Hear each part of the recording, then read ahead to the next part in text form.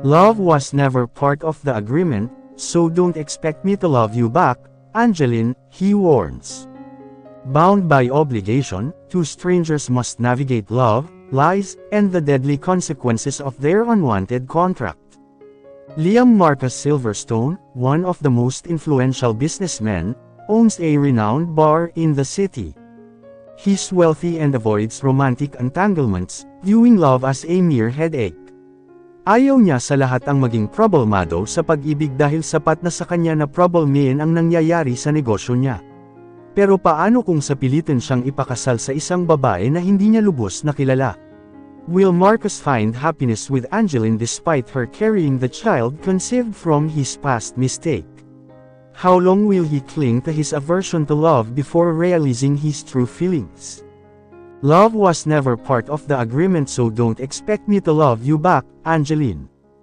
Mariin, tiim at puno ng katotohanan na sabi niya sa akin nang makarating kami sa condo unit niya. Hindi ko pa man naiibaba ang envelope kung hawak kung saan ang laman yun ay ang marriage certificate namin. Ilang beses akong napakurap-kurap bago ko siya tingalin. Nakikita ko ang determinasyon sa mga mata niya. Halatadong seryoso nga siya sa mga sinabi niya. Agad akong napalunok ng unti-unti akong natupok sa matiim niyang tinginan. Huwag kang mag-alala sir, dahil bago ako umapak sa Hall of Justice, may 100 beses kong tinatak sa sarili ko na sa papel lang naman tayo magkakilala.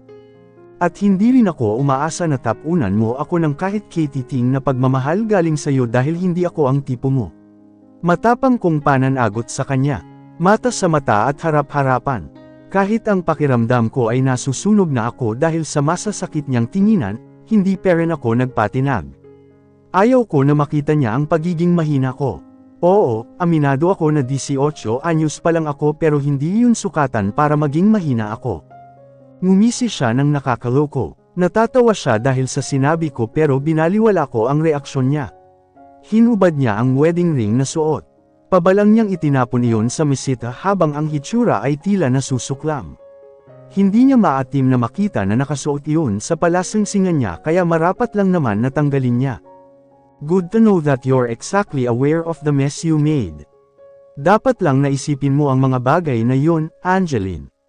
You ruined my life because of this damn shotgun marriage. Bahagyang tumaas ang boses niya dahilan para mapaurong ako. Nakadalawang hakbang ako bago ulit siya nagsalita. Ang mahirap sa inyo, porket mayaman at guwapo pinapates niyo agad kahit ang kapalit ay puri at kahihiyan. Naiiling niyang habol. Naiikong ko ang aking mga kamay dahil sa masakit na guhit na parang pumila sa aking kalooban. Ang sakit ng sinabi niya. Sige lang, sir. Insultuhan niyo ako hanggang sa matapos ang kontrata ng pinagkasunduan natin. Lubus-lubusin niyo na hanggat maaga pa. Hindi ko rin naman kayo papatulan dahil tama kayo. Hindi ko didepensahan ang sarili ko dahil kasalanan ko. Alam ko ang pagkakamali ko at simula nang pumirma ako sa lisensya ng kasal natin tinatanggap ko haran ang kapalit na mga kabayaran ng pagwasak ko sa buhay niyo. Buong tapang ko siyang sinagot, hindi siya nakahuma pero nakita ko kung paano siya umismid na parang tuwang-tuwa pa. Aalis ako ngayon and don't expect me to come back early. Walang kabuhay-buhay niyang palm sa akin. Nang makita ko siyang gumalaw, hindi na rin ako nagdalawang isip kundi ang tumabi na lang para mabigyan siya ng sapat na madadaranan. At ano pa nga ang in-expect ko? Na pagkatapos naming may kasal ay masaya kaming magsisiping sa lisang kama. Tapos magpapagulong-gulong kami habang masayang ginagawa ang karaniwang ginagawa ng mga bagong kasal. Imposible, nakakatawa isipin na parte lamang iyon ng nakakatawa kong imahinasyon. At ang pagiging isang Mrs. Silverstone ko ay tanging sa papel lang yun mababasa at nakaimprinta. Sa madaling salita, our marriage is a deal made in desperation. Pagkaalis ni Sir Marcus hindi agad ako nakakilos. Tahimik ko muna na pinagmasdan ang kabuuan ng kanyang condo unit. Ngayon ko lang na-realize na sobrang ganda pala ng loob nito pero hindi ko magawang mamangha. Pakiramdam ko kahit saan ako tumingin ay tanging plain na kulay lang ang nakikita ko. Para akong nasa isang parisukat na kahon at walang nakikita kundi ang 4 na sulok ng kahon. Kagabi lang ako nakarating dito sa condo unit niya. Asal tao naman ang pagdala at pagtanggap niya dito sa akin. Oo, may parte sa isipan ko na pilit sinasabi sa akin na hindi ko kailangan makipagmabutihan sa kanya. At hindi ko rin kailangan humingi ng atensyon niya dahil sa aming dalawa siya ang dehado. Aaminin ko na ako may kasalanan kung bakit nasa ganitong sitwasyon kami ngayon, pero ano ba naman ang magagawa ko kung ang isang hampas lupa na kagaya ko ay walang ibang mahihinga ng tulong kundi ang mga taong nagbubodbod sa amin ng sustento para makakain sa araw-araw. Hindi ko namalayan na nanunubog na pala ang mga mata ko. Hindi ko inaksaya pang mahintay na pamatak ang mga namumuong luha.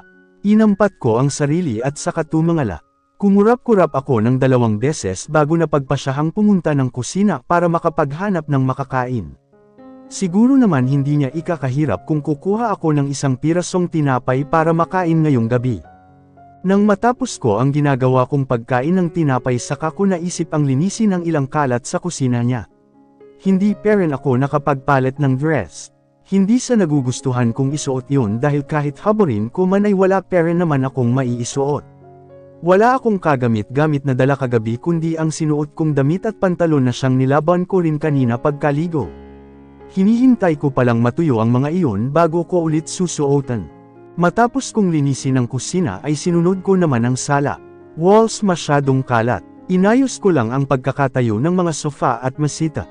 Napadapo tuloy ang mga mata ko sa singsing na nakalapag sa mesita. Mapait akong ngumiti at agad rin na napailing. Kasabay ng ginawa ko sa ulo ko ay lumakbay ang mga mata ko sa suot kong wedding ring. Nanginginaig ang pagka-gold nito. Plain lamang ito pero halatang mamahalin. Sigong-sigaw ito sa daliri ko na animoy sinukat talaga. Wala sa sariling hinubad ko ang singsing bago inilapag din sa mesito kung saan nerin ang kapares nito. Bahala na kung ano ang isipin niya kapag nakita niya ang mga bagay na iyon. Props lang naman ang mga singsing na iyon para masabing kasal na kami. Walang halaga iyon sa katulad naming hindi naman talaga tunay na nag-iibigan. Parte lang yan ng kasunduan at hanggang doon lang yun. Sanhi yan ng hindi maganda at maayos na pagsasama namin ni Sir Marcus. Nang sa tingin ko ay malinis at walang kalat na ang sala, saka ko niyaya ang sarili sa isang kwarto kung saan ako natulog kagabi. 2 ang kwarto sa unit na ito at ang kabilang silid ay si Sir Marcus ang umuuko pa. Masyado din malaki ang kwarto na tinulugan ko, pero sino ba naman ako para magreklamo pa? Mabuti nga at dito niya pa ako pinatulog at hindi sa labas, kaya pasalamat na lang din ako. Pasasaan ba at matatapos din ang gulong ginawa ko. Mapait akong napangiti matapos kong haborin ang suot kong puting dress. Napakasimple lang ng pagkakayari nito pero alam kong mamahalin iyon. Hindi ko alam kung bakit kasukat din ito sa katawan ko at kung sino man ang bumili niyon ay talagang masasabi kung magaling ito na tuman siya. Ibinalik ko sa kahon na pinaglagyan nito. Bukas na bukas din ay ipapalaundry ko iyon saka ulit itatabi. Ganun din ang ginawa ko sa suot kong flat shoes. Itinabi ko rin sa kahon nito saka inilagay sa ilalim ng cabinet na nasa gilid lamang malapad na kama. Mabigat akong huminga ng malalim bago umupo sa dulo ng kama. Nakakalungkot isipin na mag-isa lang ako dito sa napakagandang kondo.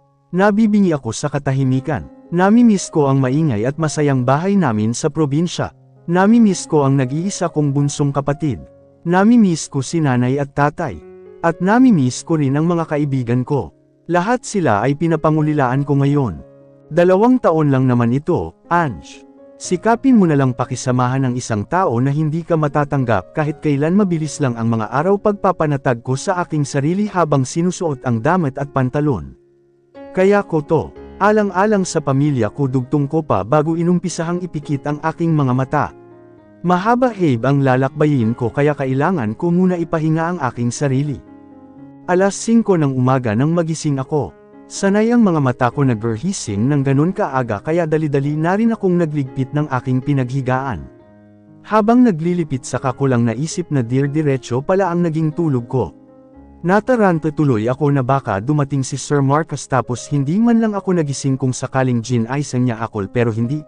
Baka gusto pa nga noon na tulog ako kaysa sa makita ako.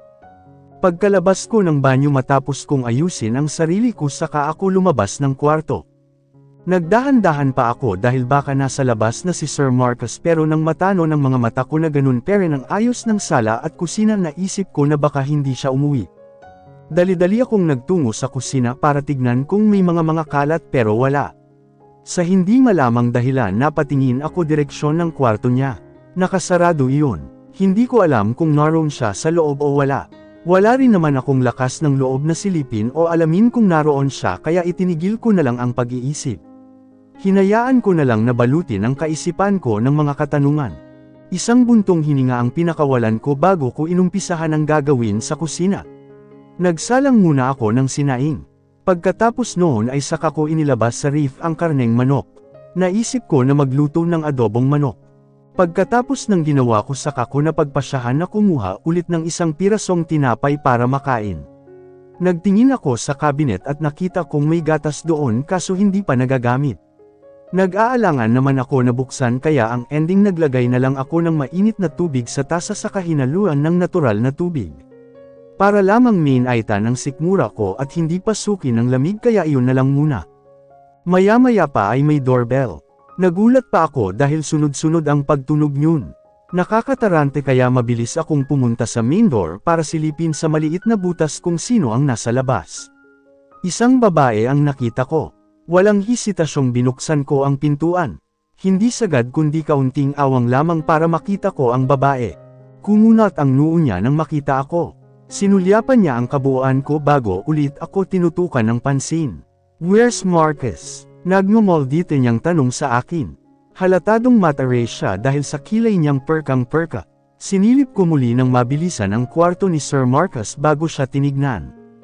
Hindi po ako sigurado kung nasa kanyang kwarto pa siya, ma'am. "Let me see him," putol niya sa akin sa kawalang sabi na pumasok sa loob. Dala ng gulat ay nasundan ko na lang ang balto niyang naglalakad patungo sa kwarto ni Sir Marcus. Kaagad kong sinarado ang pintuan ng makabawi at hinabol siya para pigilan. Hindi ko siya kilala at kahit walang pahintulot galing kay Sir Marcus kailangan ko siyang palabasin. "Teka lang po, ma'am." Patakbong tawag ko sa kanya. Mabuti at binalingan niya ako kaya nagkaroon ako ng pagkakataon na unahan siya. Hinarang ko ang katawan ko sa harapan ng kwarto ni Sir Marcus. Pati mga kamay ko ay nakaharang. Tinignan niya ako na may katarayan. "Hindi po kayo basta-basta na lang pumapasok sa bahay ng may bahay, ma'am. At saka po, baka natutulog pa si Sir Marcus kaya hindi niyo siya pwedeng istorbuhin." Lakas loob kong sabi sa babae. Tumaas ang isa niyang kilay bago pinag-cruise ang kanyang mga kamay. "And who are you to say that to me, ha? Hindi mo ba kilala kung sino ako?" Akusa niya sa akin. Pansamantala akong natigilan dahil sa tanong niya. Sino nga ba ako? At ano nga ba ako sa bahay na ito? Parang may kung anong tumusok sa dibdib ko dahil sa mga tanong ko. Wala naman nga akong karapatan para pigilan siya. At saka malamang kilala niya si Sir Marcus. Hindi naman siya mangangahas na pumasok kung hindi niya ito kilala. Dahil dun, kusa akong umalis sa kinatatayuan ko. Binigyan ko siya ng daan para makapasok sa loob. Sumili ang nakakapilyang ngisi sa kanyang mga labi nang makitang tumabi ako. "Katulong ka lang naman dito, pero kung makaasta ka parang girlfriend ka ni Marcus." Asat niya sa akin bago binuksan ang pintuan. Parang tinamaan ako sa sinabi niya kaya walang sabi na yumuko ako pero nang bigla siyang lumabas, inangat ko ulit ang paningin ko. Hindi madrawing ang kanyang hitsura matapos niyang isara ang pintuan. Kumalabog ang pinto kaya nagitla ako. Wala naman pala doon pero kung makaharang ka daig pang may ginagawa siyang milagro sa loob. Reklamo niya habang naglalakad papunta sa main door. May pagtataka ko tuloy na binalingan ang kwarto ni Sir Marcus bago pinagpatuloy ang pagsunod sa babae. Hindi siya umuwi, ibig sabihin lang noon ayaw niya akong makita o makasama sa bahay niya. Hindi niya may sikmura na naririto ako sa pewder niya. Parang dinudulog tuloy ang pagkatao ko dahil sa mga isiping iyon. Pagkalabas ng babae saka ko naman isinara ang pintuan. Hindi na ako naglakas loob na habulin ang babae para itanong kung sino siya at kung kaano-ano niya si Sir Marcus. Marahil isang kaibigan o baka, girlfriend. O baka naman fiancé na. Biglang humapdi ang mga mata ko. Ang agang-aga pero heto ako kung ano-ano ang iniisip. Nakakatuyo ng utak na isipin na ang marahil ay posibleng maging totoo.